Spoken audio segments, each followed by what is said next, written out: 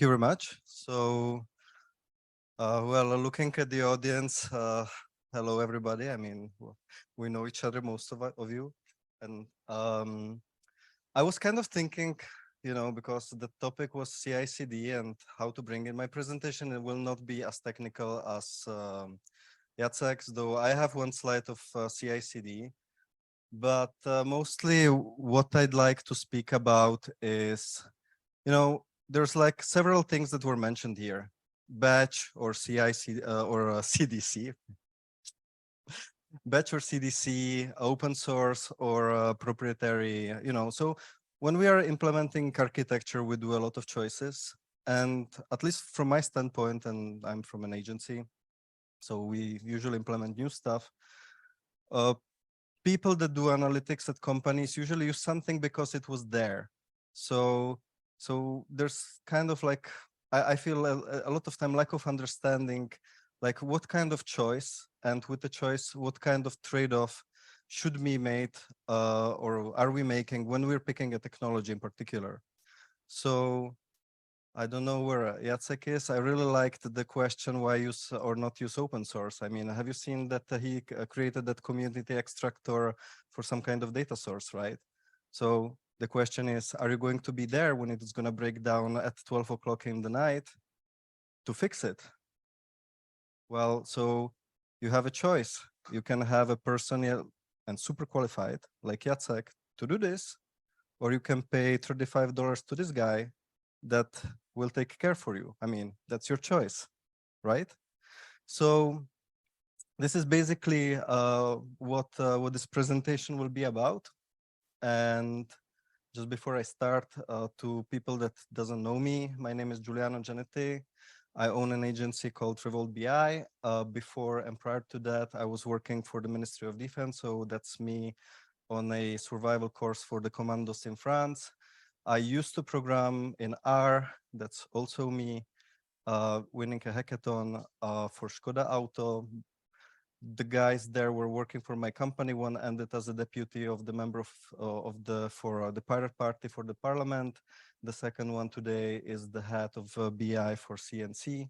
I work at Kebula with that guy over there, and for McKinsey. And yeah, that's me. So basically what this is about, when we do architecture, we're basically building a data competency.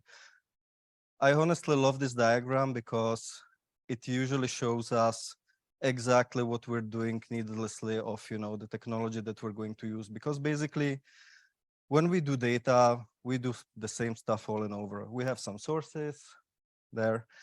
We need to ingest the data to some place where we work with the data. Then we need to work with the data. So we have a database, data lake, swamp lake, however you want to call it. Then you do some kind of transformation. You can use Spark, Scala, SQL. This is what I like, whatever. And at the end, you need to do something with the data, right? And now this is like the pieces of the puzzle, and we need to fill the puzzle. So there's a lot of talking about the modern data stack. I know that there are a couple of Indian schools where they'll teach you to differentiate between Pokemons and these names, and then you can basically fill in the logos and you're a data architect. So I don't think that people in this room are past that, but this is basically what's happening. So, what is this? Okay, so I've been quite blessed that I've been setting a new data warehouse for quite a large American company. And since we were doing this basically from scratch, I actually went through, I would say, most of the steps and decisions that we need to do when we start setting a new technology stack for a corporate. And it was quite surprisingly that there were like really a shitload of decisions we had to make. I mean, we had to choose the technology, mainly ETL, BI, database, and orchestration, like from the prior. We had to define project management, task prioritization routines, how actually manage the team. We had to define a governance model, how we will serve BI. I'm talking an organization with 3,000 people, so we had 8 on the giving end, 3,000 on the receiving, so we kind of need to automate this, right? We had to create a database structure, define user roles, profiles, privileges. We were using dbt on this project, so we also had to kind of decide how to structure the code. It's going to be one project for dbt, multiple. It's going to be all in one GitHub repository, etc. Of course, we had to kind of decide about the routines within the Git. How are we going to do CI/CD, which is there. We had to set up some orchestration routines, define the business data model and the data warehouse layers. We had to define naming conventions, documentation routines, testing and strategy, data model execution, materialization strategy, data historization strategy, and also to define conventions for primary and secondary keys. And, you know, we're tech guys, we love the technology, right? So we like to speak about these things like over and over, like how you can do the different scenarios, etc. And to be honest, I think we should need also to think in the client's shoes, because what I really think, from my standpoint as an agency, I kind of need to provide value, let's say within 3 months before the client loses patience and kicks me off. And to me, DevOps is something like my mother-in-law. I know I needed to get my things done or the things that I want, but to be honest, if I can deal with that only on Christmas and not pay for that, you know, that's the best.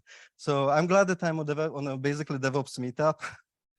And now about the choices. So if you look at this, you could have a really analytical approach on how to solve this kind of stuff, right?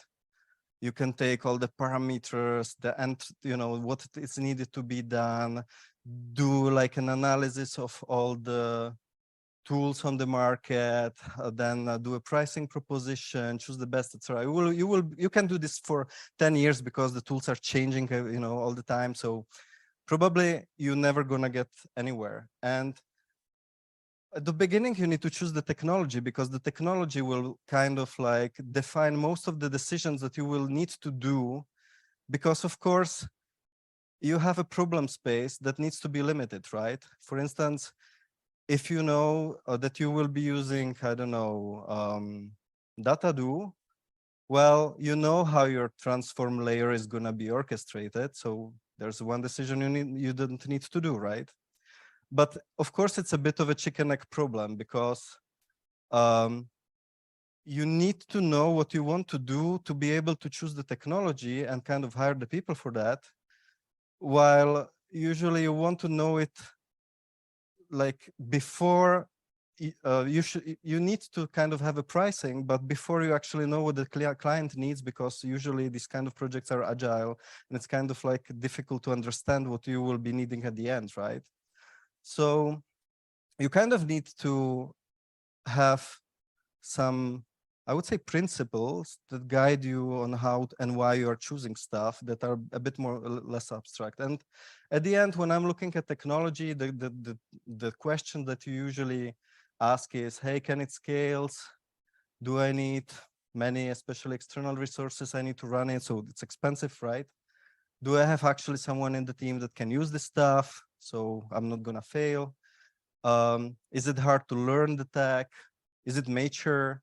And of course, how much does it cost? So these are the questions that you actually ask on the beginning. And if you think about it, it's a people problem. It's not a technology problem. Why I'm saying this is that you can reduce most of this question on how much of unproductive time do I waste with this? And I'm still speaking from my standpoint as an agency. So how hard is to learn the tech? It's easy. Well, I can onboard anyone tomorrow, so I can take it. It's hard. Well, maybe I'm gonna have a nice job because I'll, make a lot of money implementing this, but it's gonna hard to get value from that. So is it mature? Again, it's a time wasting question, because if it's not mature, I will spend a lot of time debugging, which means it's gonna be expensive and I'm gonna have a hard time delivering, right? Also, and that's especially for me, but I know that you are having this consideration as well, and that's, will I ever do some other use case with that? In your case is, will I ever land another job with this qualification? In my case is, does it actually, it's actually worthy to invest into skilling up my team to learn this specific technology if I will never see that again? And at the end, does the client actually want it, need it? Well, need it is if it's actually resolve its problem, and want it, it's absolutely, if I'm gonna come into a Microsoft house and the guy wants Microsoft, I can have all the arguments ever to that's technology is not suitable. It's gonna be Microsoft. So, so so this is my logo bingo that I use. And if you look at that, the reasons why I use this are two. First of all, most of it is cloud-based, so my DevOps problem is solved. Second, I have the phone numbers of most of the founders of these companies. Hey Petra, and hey guys from Good Data. And so I know that I can resolve the problems issued with that. That's it. So of course we can implement different technologies, but at the end, if it's gonna be something different than this, so I need to apply again the questions here to when I'm evaluating, if I'm taking the deal or if I'm going elsewhere. If you look at the stack, it goes exactly as the unified diagram that I showed before. So I have 3 technologies for the ingestion. I have mainly we use Snowflake, but we can do the other 2 as well for storage and query processing. The reason these 3 is because they're market leaders, so there's more demand for that. DBT, I want to talk about it a bit later. That's my honorable guest on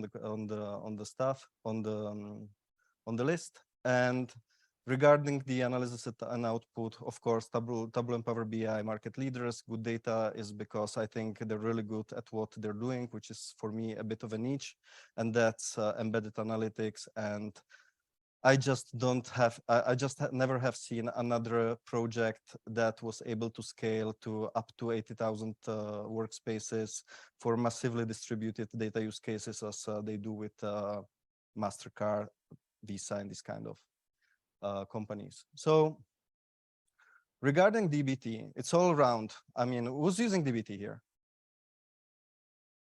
Okay, and good, and probably more people will be using it. So why I think it's a honorable mention is because it really solves a problem. If you look at SQL was broken from our standpoint because it lacked traditional like DevOps tools to ensure, I would say, safe and maintainable release of code and data products.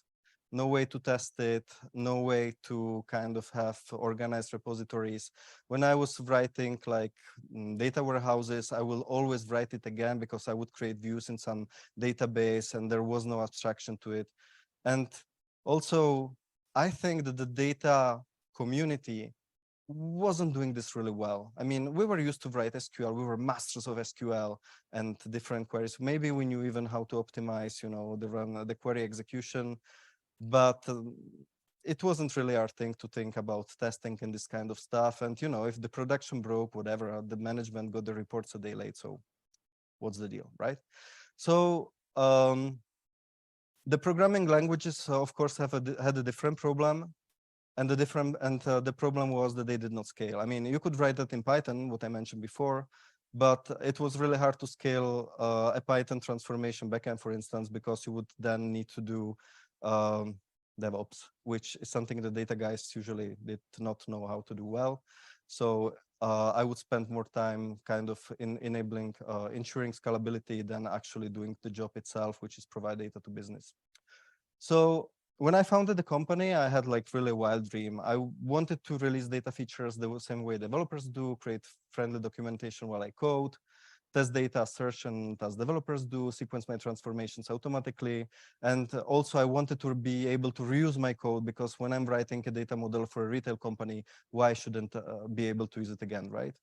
and this for free. And this is basically what DBT does. That's the reason why I'm really excited about that. And I think it's going to be a permanent part of our stack. And it's open source, which some people here like it as well. So, so let's come back to the choices that we are doing. So one of the typical choices that we need to do when we're writing a data application is to kind of consider whether we are optimizing the data model for writing the data or reading the data. Because it's quite different, there's this war between the third normal form and Kimball and whatever, that data vault, etc., etc. But, if you look at this and the way I see the discussion, it's, we're data vaultians, let's do data vault. We're in Monians, let's do third normal form, etc. But what you actually do is that you are optimizing for reading or writing. If you are optimizing for writing, you want to write the information exactly once, and you want to be able to write the information into the warehouse, even if the data schemes changes. So if this is your priority, you're going to be using the third normal form or data vault.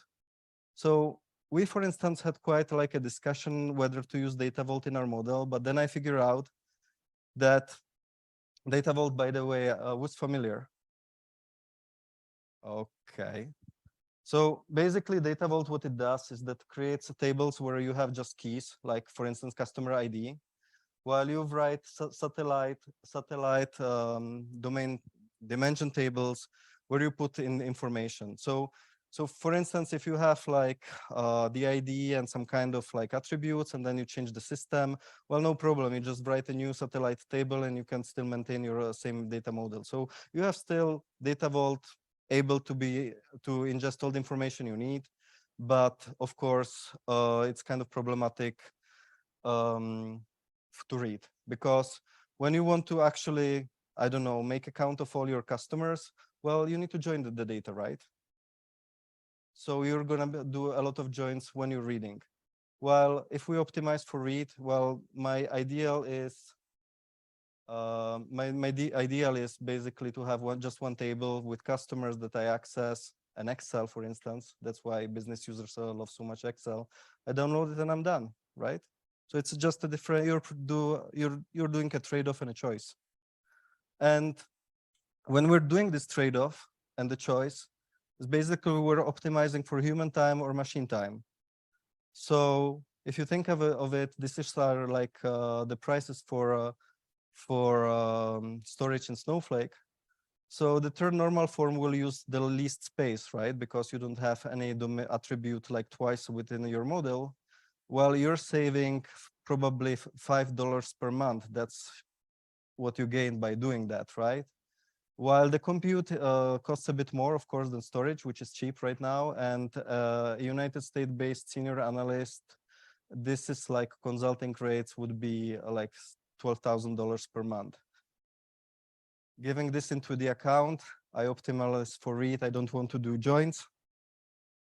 I don't want to do, I want the analyst to be able to see the table and work with it immediately. So I prefer big fat tables. And I got this confirmed that it's right from the god of all IT people, Stack Overflow, when they say that the performance trade-offs are not that horrible. Because basically when you have a big fat table, yes, you have repetition of code, but you come to it and you can use it. You don't need to do join, you don't need to figure, business logic, should work.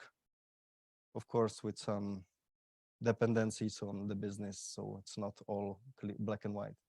All right. Another kind of trade-off or choice that we are doing is whether we go batch or real time. Are we going to do CDC or batch loads? Like, so basically my take on this, if you think about it, when you do an execution once per day, you do 30 executions per month, right? Once an hour, you do 360. Once per minute, 21,000. When you do it once per second, you do 2.5 million. What does number actually tell us? It tells us how often does it fuck up and how often you need to fix it, right?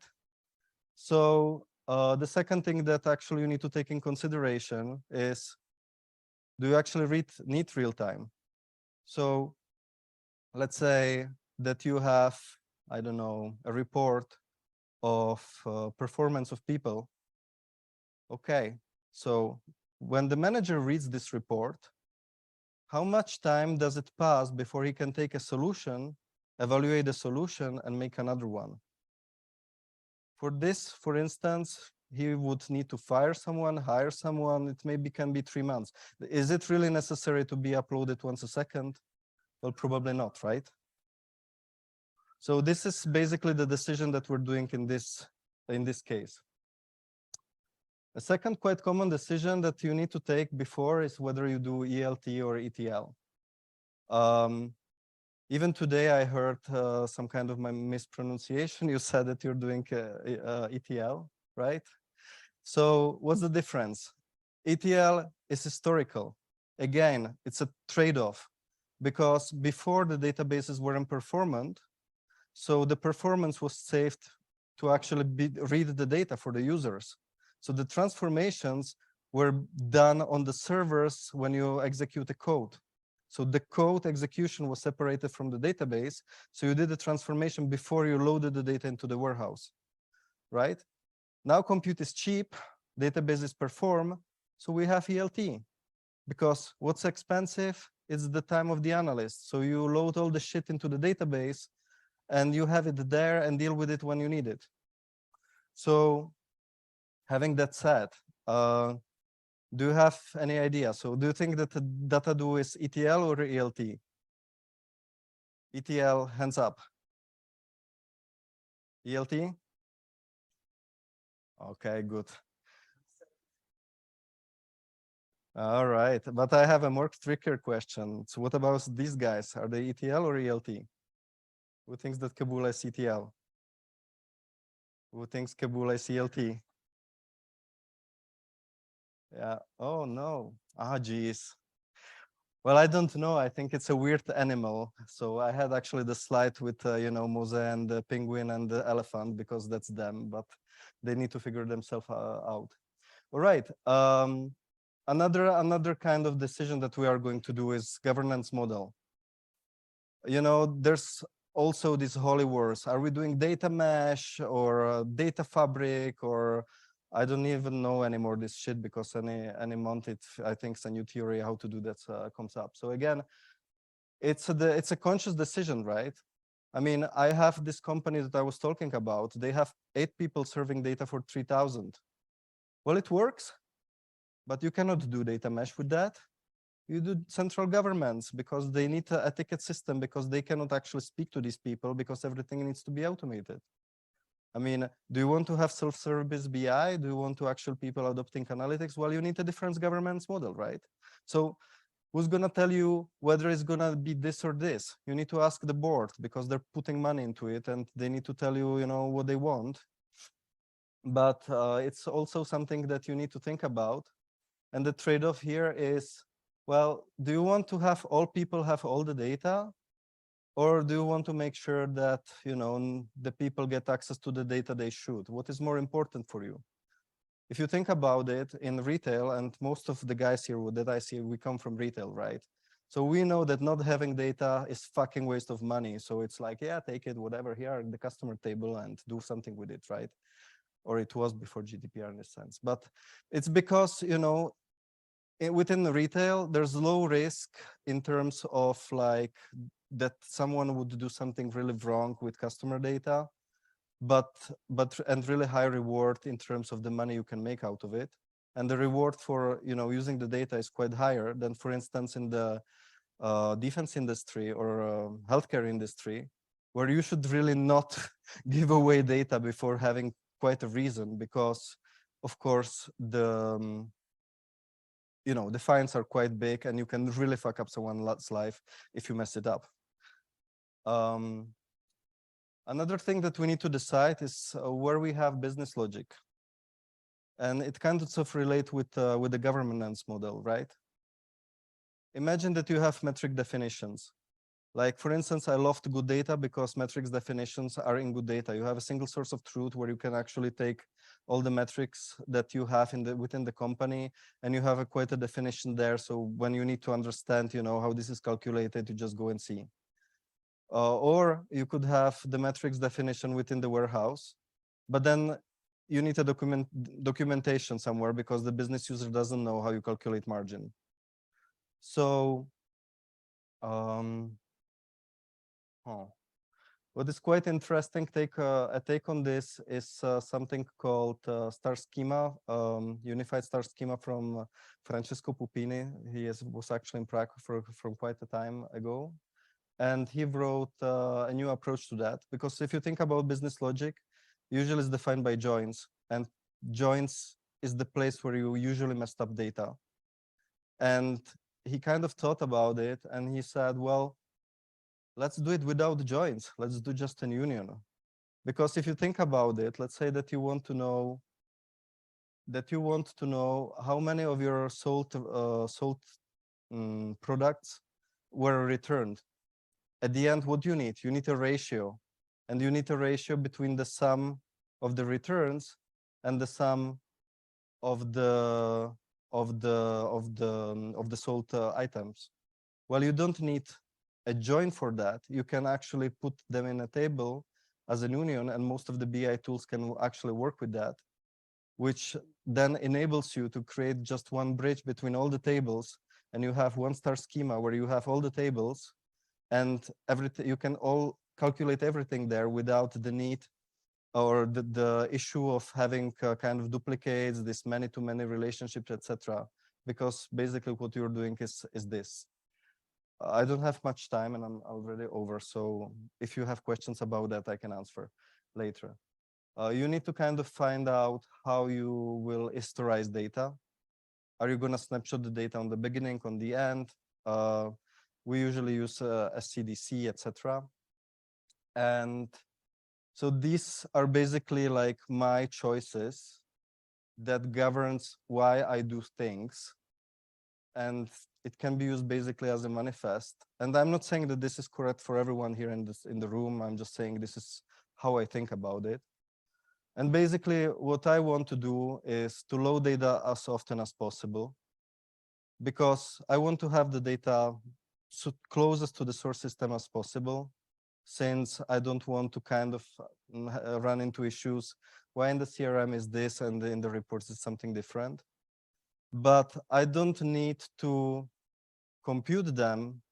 I need to compute them just if I have a use case. I want to have data available because getting access to data is hard, but I want to compute it and spend resources that are expensive only if I have a justification. Ideally, I would like to transform data just once, because if you transform data for every use case separately, you run into an end-to-end issue, right? Because you will have a transformation for every report, and if you're going to do changes to that, well, you will have to kind of do changes for all the reports that you do. So that's the reason why we build cores, right?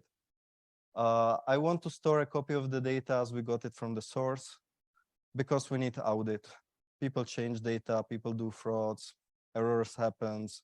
We need to be also always understand and being to get back to the point how we receive it from the source system, so we can always be able to recalculate the business metrics if necessary.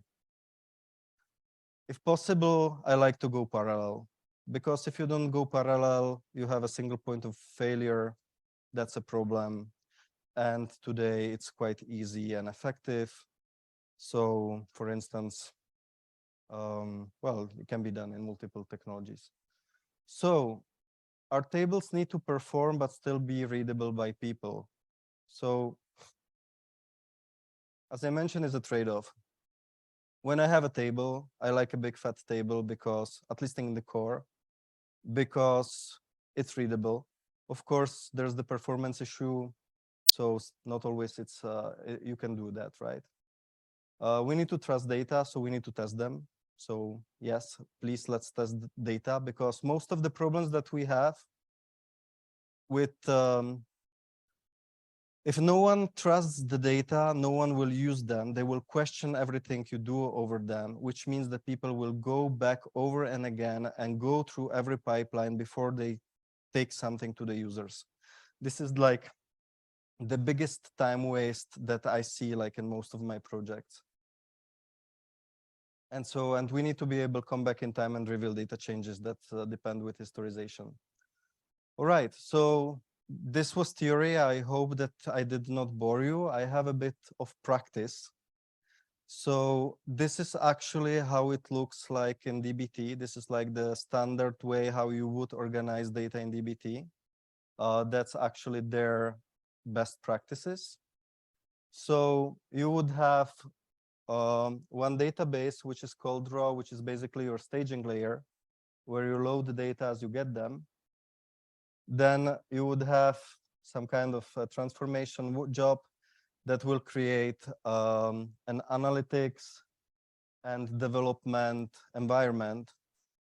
And the way they do that is that they have something that is called materialization, and they have profiles. So basically in DBT, you have a code base that you can tell to this code base, hey, execute this code and write the result to database development, or you can run this as in the production case and write it to a database called production. And since you have all your models in the code, it's quite easy to bring and materialize this data warehouses in different databases. And this is most of the magic that you will have there. So this is actually how we kind of think in terms of governance. So basically, what is important for me is the organization of the work within the enterprise. As I mentioned, I have 8 people for 3,000. Well, 8 people plus my team. So of course, if they are to be effective, they need to know what's their responsibility. So, and the responsibility is defined by this. We have an ETL project that gets data from source systems, which basically are a responsibility of someone else, to a row data layer. This is something you could call also data lake. And out of this, we are creating a certified process where we test data, normalize them, get naming conventions done, etc. And we built a core here. The core is basically big fat tables, so denormalized data, or like domain factual model, as you would probably are used to from other stuff. And at the end, we have the serving layer materialized in data marts. And these data marts are organized by departments because you have marketing data, sales data, etc. This is quite useful for government purposes because these are the data we would kind of like, this is the data product. This is what we provide. So if someone is authorized to see marketing data, I give them marketing data. If he authorized to see marketing data and sales data, this is what he gets. If he wants something special, he will not get it because we won't certify it. So that brings, of course, the problem of self-service BI, right? Because if you have a board member that needs to do an important decision and needs an answer for that tomorrow, he's not gonna wait for us to get in on our prioritization ticket and get it done within 3 months after we do all this kind of stuff. So the people that actually serve the business need some kind of autonomy. This is the principle of data mesh, or why I think it exists. And we solve it by providing reader accounts to these guys where they can actually create their own databases. It's still within our premises, so they do not need stuff like billing, and they get a preset environment, etc. But we can share data to there and here, and they can create their own mess. Or we share it to full-fledged accounts of professionals, data teams. And this is a bit of a different story because they have actually the budgets and the skill to do the data themselves. So This is how we do it right now. In terms of CI and CD, and this is the reason why you're here, I guess. We have the environment is a bit difficult because they have like QA data and production data. So, and we need to kind of, and we have also a development environment, or let's say a staging environment, and we have also a production environment. And the combination of these is what we need to test. We need to see how the data that are in QA or dev, how they will affect the production environment. We need to see how they will affect the development environment. But we also need to have these combinations with the production environment, because this is what actually will break us production. So we actually have like 4 configurations that we are running and operating. To be honest, if I wouldn't have to do that, I wouldn't. But you know, it's enterprise, so we do. Regarding like the process, the way that we work is that we kind of create always for each Jira ticket a separate development branch. This is a local branch, which is then gets merged to a main branch in development. This is the thing that goes to stage. We release it once in a time, like the whole branch when it's operational. Because of dependencies, it's quite hard to do like ad hoc merge requests of single tickets, so we rather always do releases. Then it gets into a testing stable environment where we have our testers that actually check the data, and this is before it gets to production, and that's how we do it. We have implemented tests. So there's a bit of checks. We are using GitLab Actions to actually run the models. There's a bit of a problem with DBT with running the tests, that DBT first materialize the environment and then tests it. So you could actually, if you do that on production, you could mess your production and then you would receive the failed test. Hey, I think that it doesn't work. I deleted all your data. So you need to do this on development. By testing, what we are doing is that we do entry value tests and freshness tests on the raw stage, on the staging area. So we make sure that we don't have bad data entering like into production there. While we test business metrics checks on the master layer. Here we check stuff like, I don't know, that the sum of all the items on an order matches the sum of the order from the source system. And then we implement specific tests before it gets to the data mart. And this is, you know, use case based. That's not something that I can generalize. In terms of testing, you can basically, you have like pre-configured tests that you can use, you know, just the configuration with parameters to run it. Like if the ID is unique, it's not null.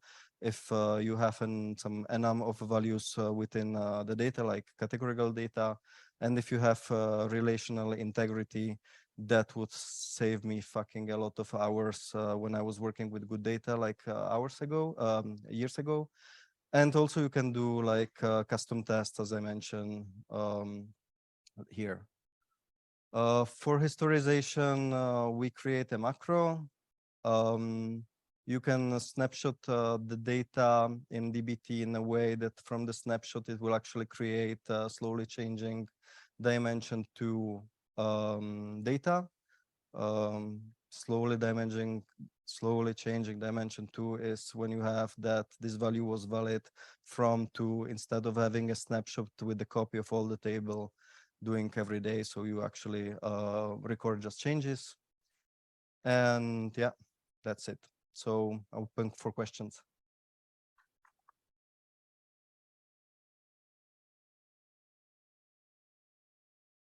Okay, thank you very much. So let's open the Slido with questions.